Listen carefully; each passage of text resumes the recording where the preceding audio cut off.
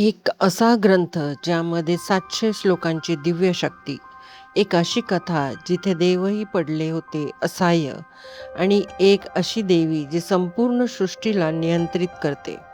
तुम्ही कधी विचार केला आहे का, जर देवीने आपली माया काढून घेतली तर काय होईल? आमच्या पीस विदिन चॅनलमध्ये आपले खूप खूप स्वागत. नमस्कार मित्रांनो, आज आपण जाणून घेणार आहोत एक अतिशय गूढ, शक्तिशाली आणि रहस्यमय ग्रंथ, दुर्गा सप्तशती, ज्याला देवी महात्म्य, चंडीपाठ किंवा शतचंडी असेही म्हणतात. हा ग्रंथ आहे 700 श्लोकांचा आणि तो घेतलेला आहे मार्कंडेय पुराणातून, ज्यामध्ये देवीचे महात्म्य, तिचे पराक्रम, तिचे ईश्वरी स्वरूप वर्णन केले आहे. ही कथा आहे एक पराभूत राजाची, राजा सुरत आणि एका विश्वासघात झालेल्या व्यापाराची समाधी. दोघांनीही सर्व काही गमावलं होतं, राज्य, कुटुंब आणि सर्वात महत्त्वाचं शांती.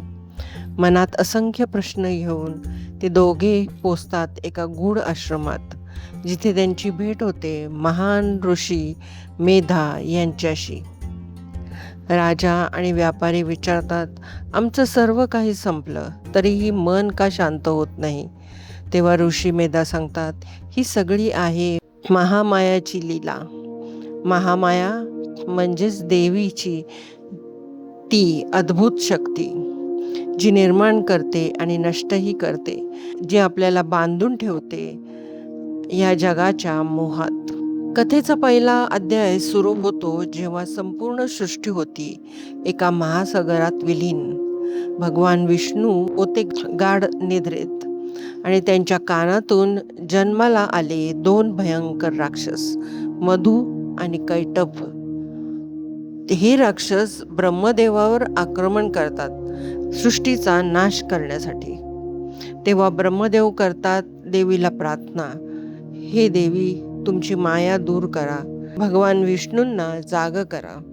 आणि मग देवी आपल्या महामायेचा त्याग करते.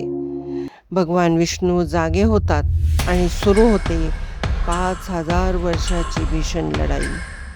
शेवटी भगवान विष्णू त्या राक्षसांचा संहार करतात. पण हे सर्व शक्य होतं फक्त देवीच्या शक्तीमुळे. म्हणजेच ही देवी आहे जी सृष्टीला अस्थिर करते आणि पुन्हा संतुलितही करते. पण ही फक्त सुरुवात आहे. पुढे येणार आहे देवीचा अजून एक भयानक आणि अद्भुत अवतार, ज्याने थरकाप उडेल देवांनाही. तर मित्रांनो, या अद्भुत आणि रहस्यमय कथेला पुढे जाणून घ्यायचं असेल तर आत्ताच व्हिडिओला लाईक करा, तुमच्या मित्रांसोबत शेअर करा आणि अशा जबरदस्त कथा पाहण्यासाठी चॅनलला सबस्क्राईब करायला विसरू नका.